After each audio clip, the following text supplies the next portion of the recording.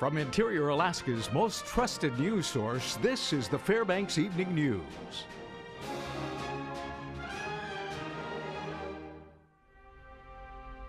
Good evening and thank you for joining us. Our top story, no injuries from a structure fire in the Fairbanks Industrial District this evening. Fairbanks fire personnel responded to 3535 Holt Road off Van Horn Road to find the Jim's Auto Glass building fully engulfed in flames. Now, a few details are available at this hour. However, no injuries were reported. Witnesses at the scene say two men were working on a vehicle inside the shop and cut a fuel line, which then caught fire. The vehicle was reportedly fully involved by the time 911 was called. Now, we'll have more details on this story during the Friday edition of the Fairbanks Evening News. University of Alaska President Pat Gamble plans to retire on June 1st of next year. In an interview, Gamble said his proudest point in his job has been bringing the leaders of the three main universities together to work on issues across the system rather than having them compete for resources. Gamble plans to guide the university through what is expected to be a tough budget year with the state facing deficits. University of Alaska Fairbanks Chancellor Brian Rogers says the news of Gamble's retirement took most up on the Hill by surprise. People are still processing, understanding it. His original contract was through next year, and this goes along with that original contract. I think it did catch some of us by surprise, but the university goes through personnel transitions regularly, and I think we'll make it fine through this one as well. At the start of next year, the state minimum wage will go up by $1. That's the result of the ballot measure that was approved by Alaska voters, which raises the rate to $8.75. The measure will also increase the minimum wage to $9.75 per hour on January 1st, 2016, and adjust the minimum wage each year thereafter for inflation. Also, Alaska's minimum wage must remain at least $1 above the federal minimum wage. Now, it's estimated that 16,000 jobs in the state already pay that amount or less per hour, and employers will need to adjust accordingly. The measure will go into effect later than originally thought. The voter-approved ballot measure, which was ballot measure 3, did call for a January 1 increase. However, in accordance with the Alaska Constitution, the effective date of a ballot measure is 90 days after the certification of election results by the Division of Elections. So in this case, ballot measure 3, which increases the minimum wage in Alaska to $8.75 an hour, will be effective February 24th. Two men have been indicted by a federal grand jury on charges of drug trafficking between Fairbanks and Anchorage. Authorities say over $400,000 worth of heroin was seized as a result of the investigation. 40-year-old Lamont Washington of Fairbanks and 37-year-old Seneca Neal of Anchorage are charged with distribution of heroin and conspiracy to distribute over 1 kilogram of heroin. The investigation started in September when troopers began an investigation of trafficking in the Mat-Su area. They then moved to Fairbanks in November. Investigators say there are several other suspects in the case. A bad hose is said to be the cause of carbon monoxide leak that made several soldiers ill during a training exercise in September. The gas built up in a kitchen tent at the site near Eielson Air Force Base because of a corroded part. The fumes came from a gas-fueled oven because corrosion prevented the fan and exhaust system from working properly. 4 soldiers were sickened by high levels of carbon monoxide, and 19 others were checked out by medical personnel. The soldiers were all part of the 4th Infantry Brigade combat team, which is airborne, stationed at Joint Base Elmendorf-Richardson. Okay, when we come back, local residents bring awareness to a system used to report dangerous drivers. Also, it's time for the weekly edition of Fairbanks Flavor. All those plus more when the Fairbanks Evening News continues. Welcome back to the Fairbanks Evening News. When there's snow, chances are you'll see snowplows from the Department of Transportation clearing the roads. But that raises a question: who's responsible when it comes down to removing snow near and on your driveway? DOT spokeswoman Meadow Bailey says it's the responsibility of the resident to clear snow from their driveways. She says that especially on heavy snow days when snow berms are created, it's on the resident to remove them if they're on private property. Also, according to an Alaska statute, it is illegal to push snow onto a road or right of way. Now, Bailey says that doing so could create hazards and liability issues for the property owner. It's a hazard for our plow truck drivers, and it's also a hazard for your neighbors. And there's also a liability concern there. So if somebody were coming along and you've got a bunch of snow and you've left it in the road and they happen to pull, get sucked into that snow and hit a mailbox or hit something, as a homeowner, you're liable for that because you've just cleared snow into the roadway. A group of Fairbanks residents are raising awareness of a system used to report dangerous drivers. Stephanie Woodard met with the group today to discuss the significance of the READY system. It's completely devastated my family, not only my own family, but my extended family as well. Kelly Thrun lost her son in a tragic pedestrian versus vehicle accident in 2011. Everything, it sounds weird to hear it, but graduation, he should be a freshman right now. Since then, Thrun has teamed up with Interior Law Enforcement, the Department of Transportation, Fairbanks Memorial Hospital, and other organizations to raise awareness for the Report Every Dangerous Driver system.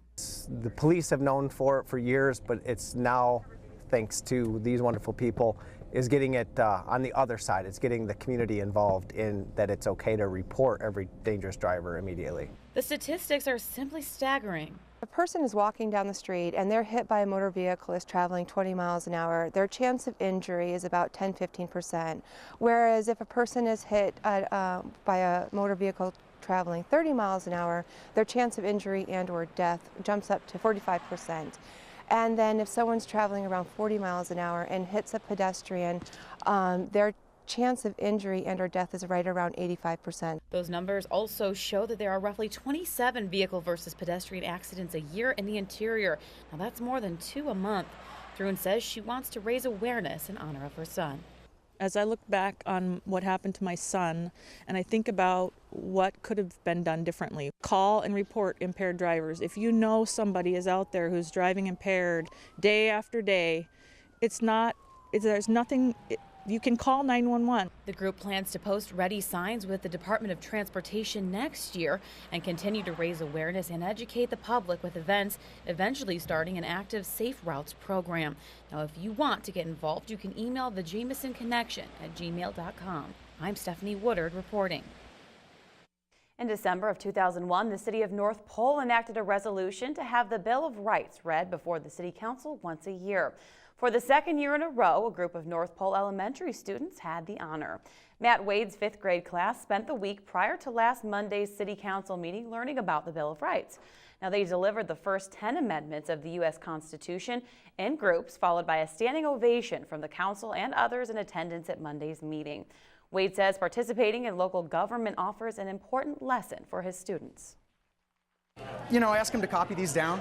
I mean, they write them, they copy them, they say them, but to actually come here and be a part of an actual resolution and be a part of their government, to be a kid and stand here in front of their government and tell them what they're not allowed to do. Tonight we go back into the kitchen with Lisa Gambardella and her assistant as they show a festive bread recipe for the holidays. This is Florian. And I'm Lisa Gambardella at Gambardella's Pastabella. Today we're making a beautiful wreath of bread with Asiago cheese. Flori, cut that into thirds.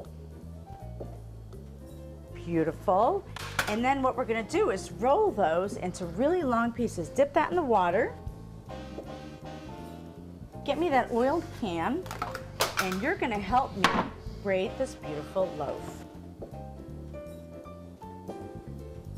Okay, pin that down for me. There I go. I'm braiding, and it's a very forgiving process. It is, because when it bakes, it all comes close together. Oh, it sure does. Okay. And then make it into a wreath. After it raises, put it in the oven, a nice hot oven. And here you have your beautiful braided Asiago loaf. It's a fun thing to do. See our recipes at webcenter11.com. Flori, happy holidays. Happy holidays, Fairbanks. We love you. Brought to you by Gambardella's Pastabella. And we are finally getting samples. Yes, look at this lovely dish. Can you see the spot that I already ate during the... That's very good. Yeah, getting distracted there you here. Go. Not bad. I have some more. It's very heavy too, so I'm sure it's very filling. Yeah, here, let me try it So again. while you guys are chowing down, I'm going to inform our public about what's coming up in sports. We have news today from one of the greatest dog mushers of all time. You want to see that announcement. Also, a preview of this weekend's college basketball games at the Patty Center. Those stories and more coming up next. After dinner.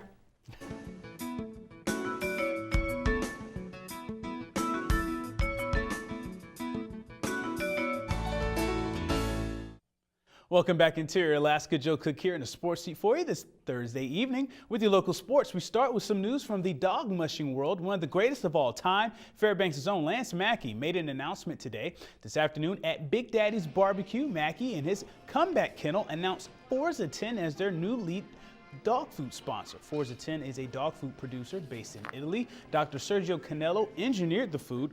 Former Italian dog musher Ariad Kachastan introduced Mackey to Canello and Forza 10 back in July. Mackey is making a comeback this year, having signed up for the 2015 Iditarod. He did not mush last year. He finished 19th overall in 2013. His last top 10 finish was back in 2010 when he won the Super Bowl of dog mushing for the 4th straight time. Mackey was also the first to win 4 straight Yukon Quest races as well. He won both the Quest and the Iditarod in 2007 and 2008. This partnership seemed to be a no-brainer for both camps. This is something that I want to at least, I want to listen and see what they have to offer. Because there's a lot of dog food companies out there, and then some of them, they just want their logo on a person that might be able to make their company famous. And that's not what these two are about. It is for the love and the care and the health of the animals. This is another planet of dog mushing. I said, this is another way of doing things. People might believe he's doing crazy things out there, but I've been following the team. I can guarantee that it was a great game, and I appreciated the game that he had. And it's been a while since we've last seen them. The UAF men's basketball team will be back in the Patty Center this weekend. The Nanooks have been on the road since November 22nd. That was the GCI Invitational. Home could be where things can change for the Nooks. The men's team is 2-7 on the year, and they've lost their last 5 games. Alaska played well in the first half against number 16 BYU Hawaii in the AT&T Jamboree last Friday before losing that game. In their first GNAT games earlier this month, they lost by 5 and 3 points. This weekend, they host Portland Bible College on Friday night at 7, and they will also have an exhibition with the same team on Saturday at 3 o'clock. PBC is 4-9 on the year, and they lost 80-58 to UAA on Wednesday night. Senior guard Bryce Lane leads the Wildcats with 17 points per game. But even in this recent slump, UAF isn't in panic mode as 2014 winds down. They start their full GNAT schedule at home on New Year's Day. 3 players are averaging double figures in scoring, led by Ashton Edwards, 16 points per. The team feels if they correct things on the defensive end, that will lead to wins. We have good offense, we just sometimes will miss shots, but we beat ourselves by not playing good defense. And getting rebounds is a big key, because teams will get, 3rd, 4 opportunities to shoot, and they might score, but they might get stopped in the first go around. If we get more boards, we'll win more games. I'm pretty sure we will. That's been a big emphasis this week is, get some stops so we can get some stuff in the open court, and that also takes the pressure off the half-court defense a little bit. So, more than anything is trying to, again, stay consistent defensively through the weekend, and I think that will help our offense. Local skiers went out on the trails at the Birch Hill Recreation Area for the Wednesday night race series. 30 skiers set out on a misty 2-lap 2.7K race course. This is the 4th race in the WNR season and the only race in December. Max Kaufman would take the title with the top time at 15 minutes, 23 seconds. Leading from the start, Shalane Frost was the first woman to finish. She was 2nd overall with the time of 16 minutes, 15 seconds. Bob Baker, though, he stayed close, coming in 3 seconds after Frost and was the first in the Master Man division. Melissa Lewis finished in 16:53, getting runner-up for the women. She was 4th overall. The finish of the night was for 5th place. Bruce Gard gets over the line just 1 second faster than Nathan Grafe to round out the top 5. Gard 17 minutes flat, Grafe 17:01. Amber Hadukovic won the youth division in 19 minutes 40 seconds and was 17th overall, while Barb Cretan was the first in the Master Women division, finishing 23rd. Some nice finishes in the last Wednesday night race in 2014. Trails are fast. It's a really fun course tonight. Creative link up of different trails. I don't think I've ever done this trail before, but I felt good. My energy was there tonight. Good big crowd tonight. I think interest is picking up in this series, and thanks to Ken and all the sponsors for making it happen. It was a great series. Looking forward to the continuation of Wednesday night races in next year. The Wednesday night race series will continue in February. And that'll do it for sports tonight. Mike Schultz is next with your full weather forecast, and we'll catch you next time. Hey everyone, welcome back into our Thursday night newscast. Time for the weather. Mike Schultz with you once again, and all I can say is, I don't know where it came from.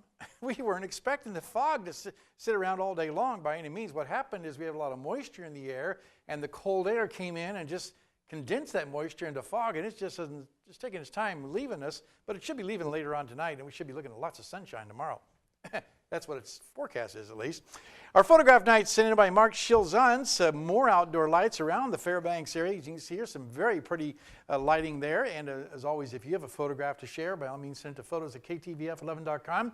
Send us some more Christmas photos. We'd love to share that with the rest of the audience. Your almanac looks like this. Today's high 18, the low last night 13. Record high in 1935, 42 that day, and 54 below in the record low in 1933. Sunrise and sunset. We're getting close, folks, getting real close. We only lost less than 45 seconds today.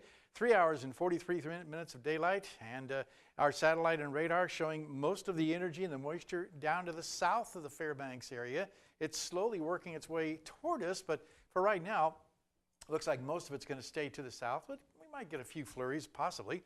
And the overall picture across the rest of the state looks like this. Again, some showers around the Ketchikan area, a few sprinkles in the Juneau area. Anchorage, 16 degrees for their high today. Chilly for them. How about that? 9 degrees here in the Fairbanks area. And 26 around the Nome area. 7 below at Barrow, and Fort Yukon also 7 degrees. Lower 48 weather, more rain in the forecast over the Pacific Northwest. A pretty good storm moving across that area. Things are starting to dry out over the southern sections of California. Rain and even thunderstorms rumbling across the deep south. Minneapolis, 21 degrees. Elsewhere over the northeast, we have 42 degrees at New York. Not too bad. On our satellite and radar, you can see a lot of energy moving across. There's the storms at the very end there starting to develop across the southern sections of the country. The pink indicating where the frozen precipitation is, and yet more precipitation moving across the Pacific Northwest. And it's going to be pretty interesting. Also very interesting is the weather in the next couple of days, looking at more heavy thunderstorm activity around the Houston area, all right on down to New Orleans, and then flooding downpours are possible too. And the jet stream is going to continue its wary direction, mainly from the west to the east and zonal to the north. Chilly conditions to the south, just cool showers over the southeast. Well, back to Alaska for tomorrow in the northern sections. Snow showers and patchy fog for Barrow. Mostly cloudy skies for Nome, and scattered snow showers in the Fort Yukon area. Here in the interior, we'll look at that fog and then mainly partly cloudy skies throughout the rest of the day tomorrow, with lots of sunshine expected by Friday, actually Saturday, the way it looks right now. Over southeast Alaska, chance of rain and snow for Juneau, but just windy and rainy in the Ketchikan area. While over to the southwest, looking at mixed showers for Cold Bay, rain for Kodiak, and isolated snow showers developing in the Bethel area. And over the south central sections, looking at partly sunny skies for Anchorage, mostly cloudy for Valdez and Homer. Time once again for our kids' weather. Only tonight we're going to be talking with a teacher from North Pole Elementary School. Hello, I'm Mrs. McHenry at North Pole Elementary School, and this is my 4th grade class. We have a fun weather fact to share with you. Class, did you know that the coldest temperature ever recorded in the 50 states was right here at Prospect Creek, Alaska? The thermometer dropped to 80 degrees below zero. Whoa! And thanks as always to Mount McKinley Bank for sponsoring our kids' weather. Our road conditions tonight, the Dalton-Elliott Highway, patchy fog, some snow is on the roadway. And if you're heading to the East and Richardson highways, areas of fog and drizzle reducing the visibility. The same can be said for the Parks Highway, dense fog in places, icy patches, and freezing drizzle. Here's your forecast for the remainder of the night. 6 below, cloudy with drizzle and fog diminishing. Tomorrow's forecast looking at 10 degrees, lots of sunshine throughout the day, and tomorrow only 2 days left until we get more daylight back. The 5-day outlook, pretty consistent all the way across the board, single digits above for daytime highs, overnight lows in the single digits to teens below, and Wednesday, we might even see a possibility of snow. Back to you. All right, Thanks, you, Mike. Yeah. We're still eating our bread. We'll toast to you. Get it? We'll toast to it. Yeah. I already ate too much. I'm over my carb intake. Oh, really? Oh, my just God. Getting started. We'll finish the I got to save room for Christmas Eve and Christmas. Oh, yeah. I hear you. Oh, yeah. I hear you. Yeah. Okay. Well, that will wrap up this edition of the Fairbanks Evening News. We're glad you could join us. All right, tonight on NBC Nightly News, a college sports team embraces a 9-year-old boy battling cancer. That's next with Brian Williams. Join us here 6 days a week at 6 and 11 or online anytime at webster11.com. From all of us here at the News Center, have a great night.